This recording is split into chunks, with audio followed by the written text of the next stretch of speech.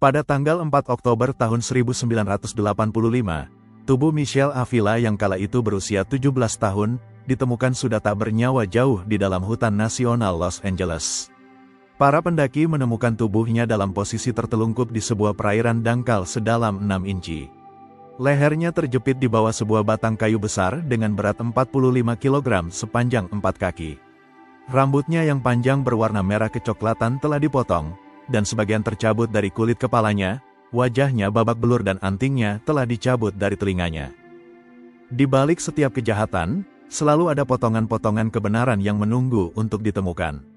Tidak ada pelaku yang benar-benar bisa bersembunyi, dan tidak ada rahasia yang selamanya bisa dikubur.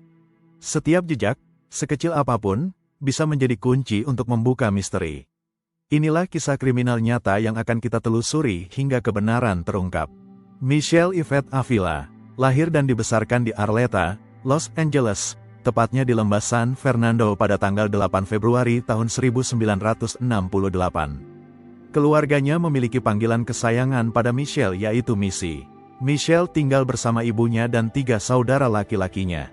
Michelle dikaruniai wajah yang sangat cantik dan memiliki rambut panjang yang sangat ia sukai.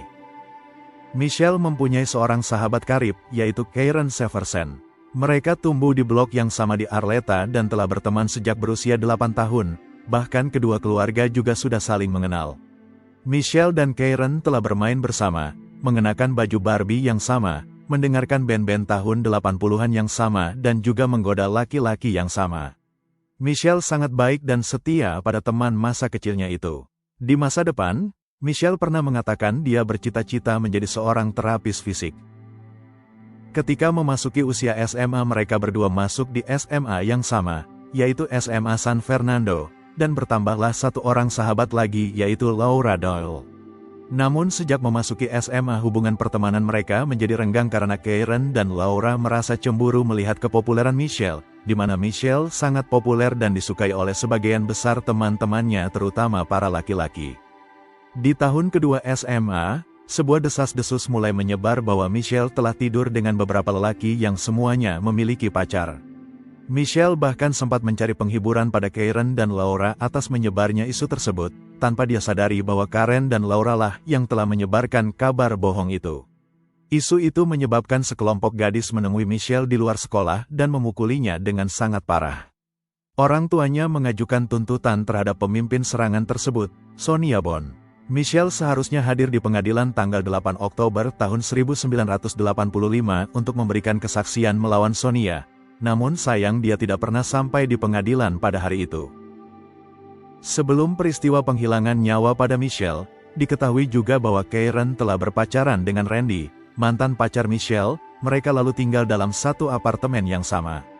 Michelle memutuskan Randy karena tidak cocok dengan perilaku Randy yang suka berpesta.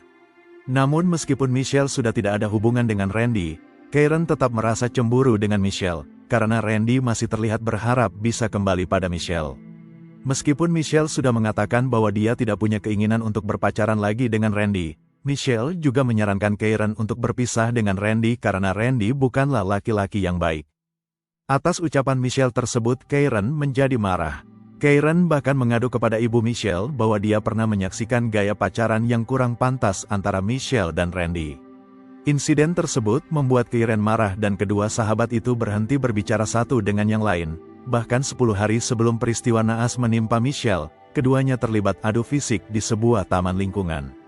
Seorang saksi mata mengatakan bahwa Karen mengancam Michelle dengan sebuah botol bir yang sudah pecah, mendorong dan menamparnya. Tidak lama setelah kejadian itu, Laura menghubungi Michelle dan mereka berdua memutuskan untuk melupakan semuanya dan melanjutkan persahabatan mereka.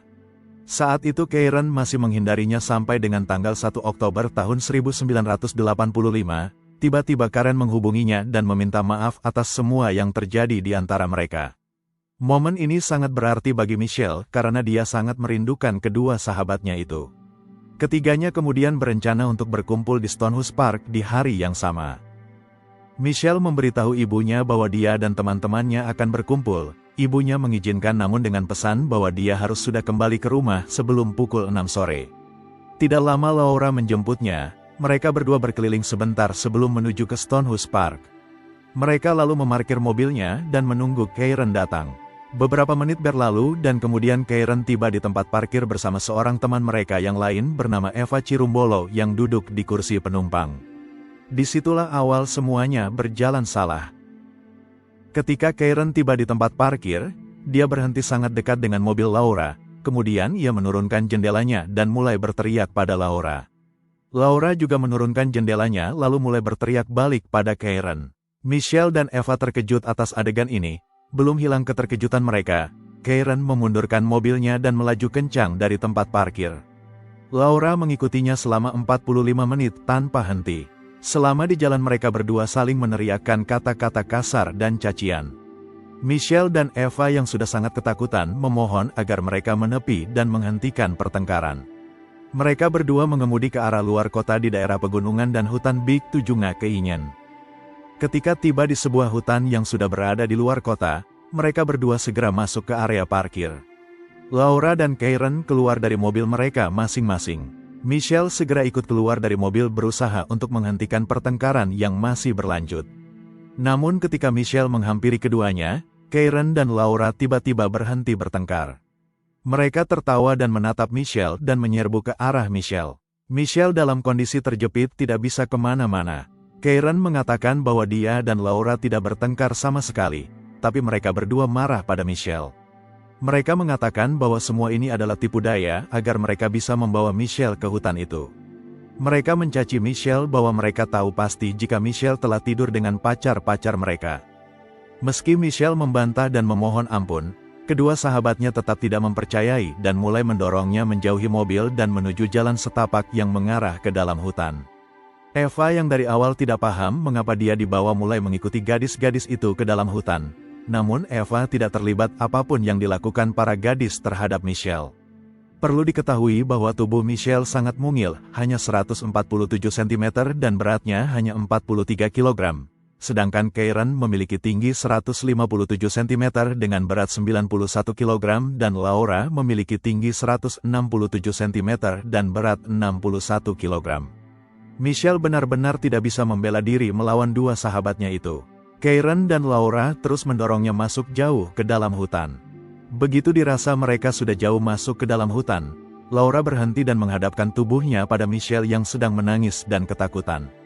Laura mulai menganiaya wajah Michelle, Karen juga ikut bergabung. Dalam hitungan detik Michelle sudah tergeletak di tanah, namun tetap dianiaya. Laura bahkan mengeluarkan pisau dan memotong rambut Michelle. Mereka tahu betapa selama ini Michelle sangat menyukai rambut panjangnya yang indah. Karen juga ikut mencabut rambut Michelle karena dia tidak memiliki pisau. Eva yang sedari tadi hanya berdiri di sana menyaksikan semua itu terjadi.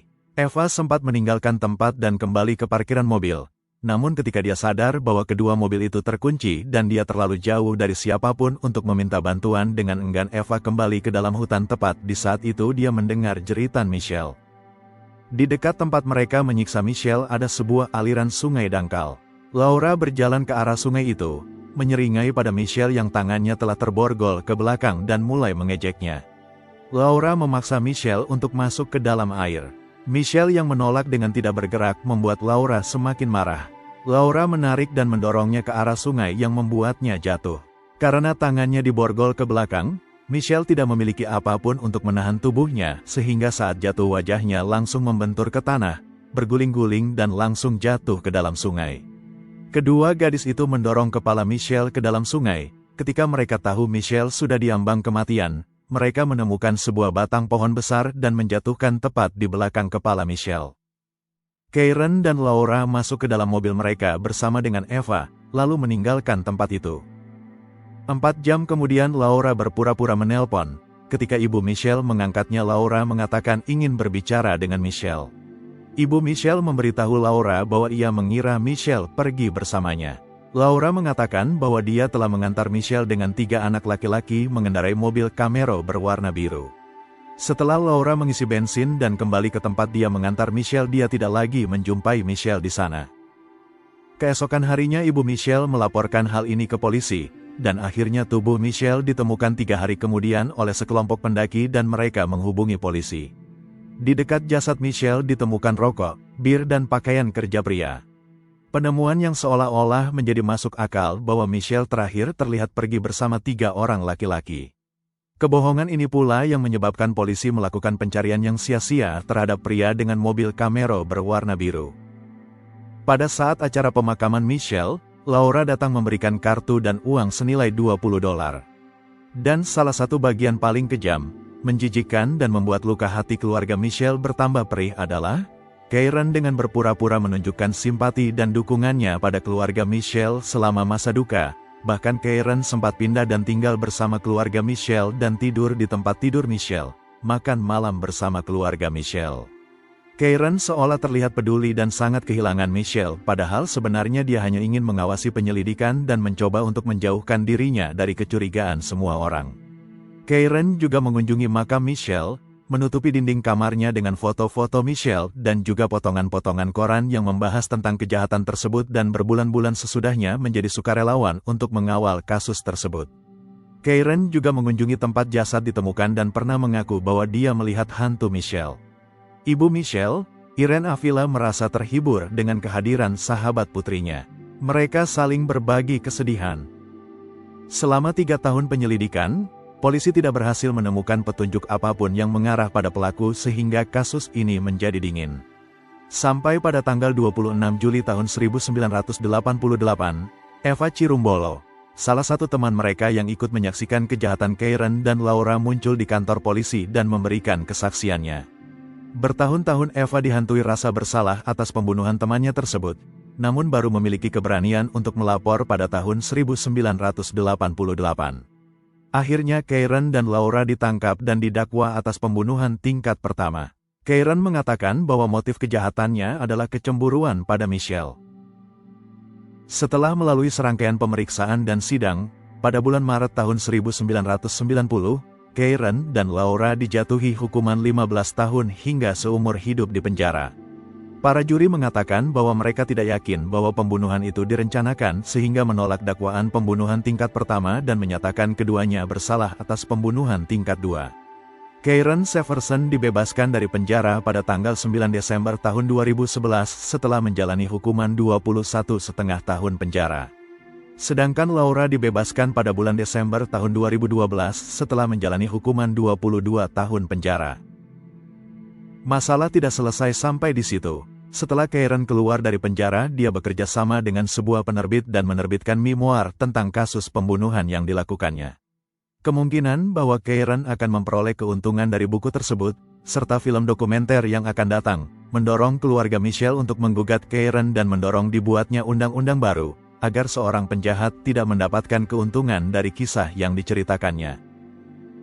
Kisah keluarga Michelle yang menggugat penerbitan buku Karen dibahas dalam sebuah acara berita Eyewitness News yang mengundang simpati ribuan penontonnya.